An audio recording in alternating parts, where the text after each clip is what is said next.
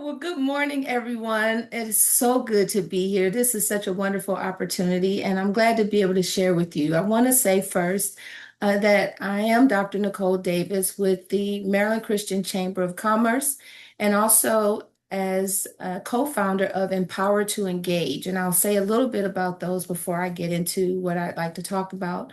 Empower to Engage is a mediation coaching and consulting firm. So I get the chance to work with families and organizations and churches as well around conflict. So whatever issues they're having and how they're working together, I come in as a mediator to hear what the issues are, or as a coach or facilitator to help them work through, navigate the challenges they have so that they can still be productive.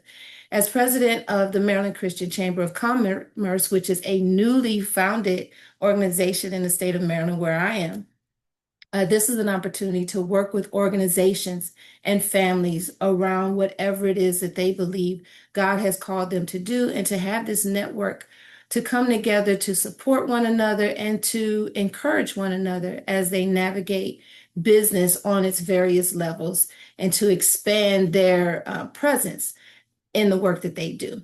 So I want to talk about helping people see conflict as an opportunity. Now, most times when you're thinking about conflict, that's the last thing you think about, is it being an opportunity. And when I ask people, when you hear the word conflict, what's the first word that comes to mind? Never is opportunity. But I enter each situation that I have the privilege to work in. I also do a lot of work with the Maryland court system with divorcing parents and parents who are dealing with child custody issues. I open my sessions with a smile and a heartfelt welcome, because I'm grateful for the opportunity to get them unstuck. So I know me setting the foundation and an atmosphere right off the bat with a smile. They don't know what they're coming into. They don't know what to expect. But when they see me, they see my presence, they see my face, and they see the smile on my face. Then they know, okay, at least this feels safe. And maybe I can have this conversation that's been so hard to have in the past. So I'm creating for them this opportunity. It's an opportunity for growth, which is around their mindset, the way they're thinking about themselves, the other person in the situation. I'm offering them an opportunity for change. It's change in their behavior and their attitude towards the other person. And then it's an opportunity for better relationships, for them to be able to work better together. And what I'm thinking about today and what I'm going to focus on is that of co-parents, and how it is that they're going to now make decisions together about raising their child or their children. And as I said, I also do this work in organizations and with churches. So I'm thinking about two recent scenarios that I had. One that involved a stepfather.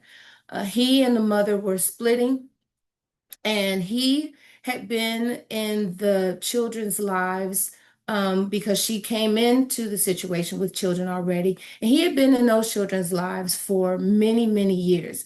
And while they were meeting with me about their biological child, the stress in his face, the worry in his eyebrows, the tension that I could sense, and it was all over Zoom, in his body, was not just around, okay, how are we going to work this out with the child that we have?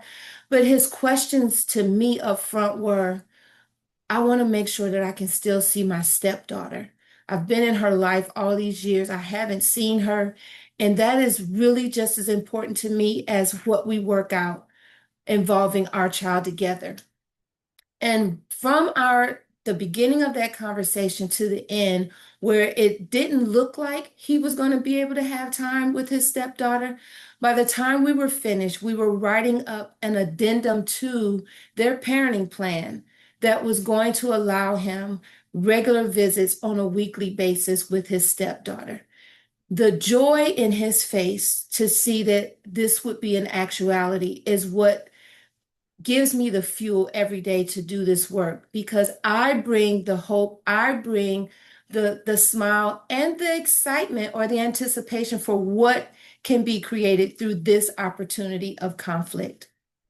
Another situation that I think about involved an absent dad.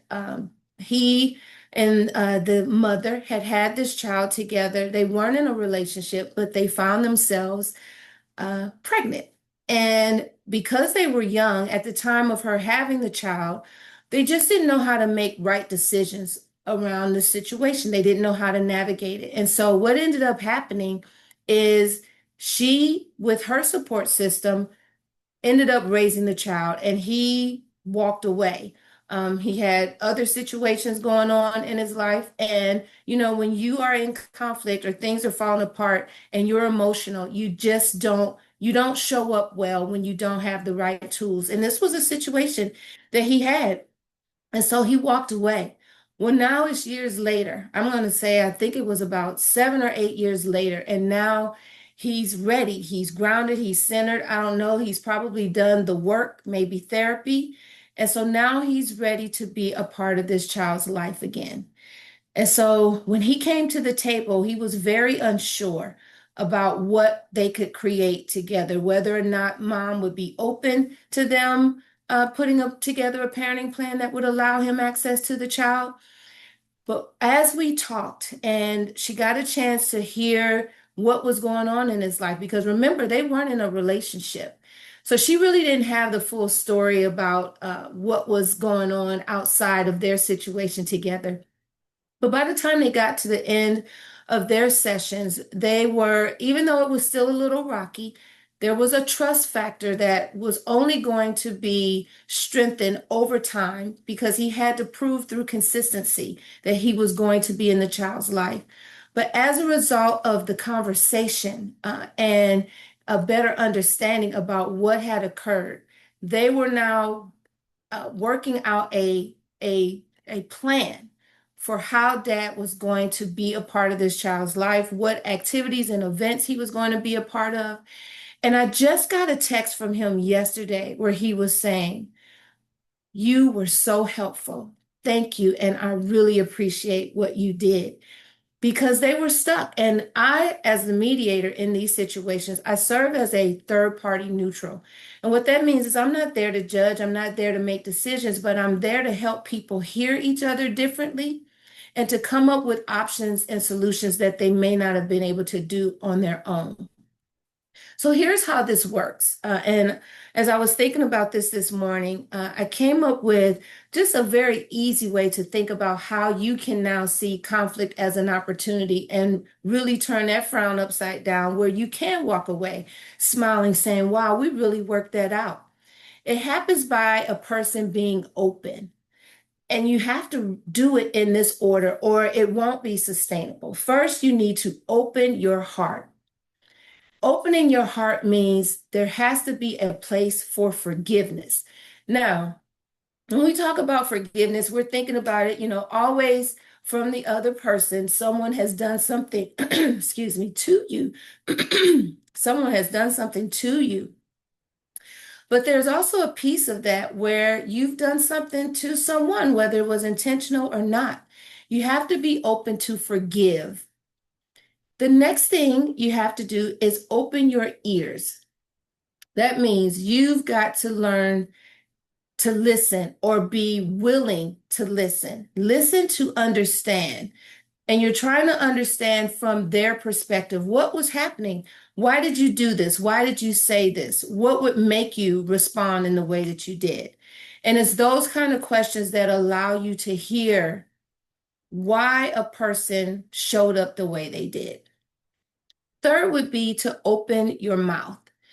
Communication, I've found in these situations of conflict, it's always the inability or the unwillingness to communicate. So you got to open your mouth. You got to share what you need, what happened that made you respond the way you did.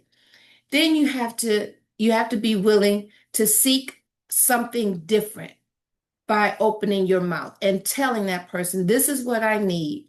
This is what I want you to do, and this is how I'm going to respond to what you said." But you have to share those things. You can't just think those things, and you can't just say it to someone else. So if you're willing to open your heart, you're willing to open your ears, and you're willing to open your mouth, whatever conflict you find yourself in, it can be worked out. Sometimes it's immediate and sometimes it takes time, but your openness is going to make the difference. So here's the belief behind that. If you know better, then you'll do better. There is at least an opportunity for you to do better. When you do this, it's showing that you're trying to resolve something with someone, and the hopes is, especially as you communicate, that this person will also be open to resolve something with you. And relationship is always a part of it as well, because if it's a relationship that matters to you, then you're going to try harder to work through that. Of course, if it's a stranger or something happened on the street, you may not be so willing.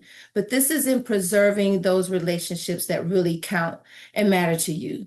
So by the end of these sessions that I've shared with you, the gratitude that I receive by watching the transformation in them is what allows me the opportunity to smile back, because it's like, yes, this does work. It works when we work it. And that's the opportunity in conflict to smile.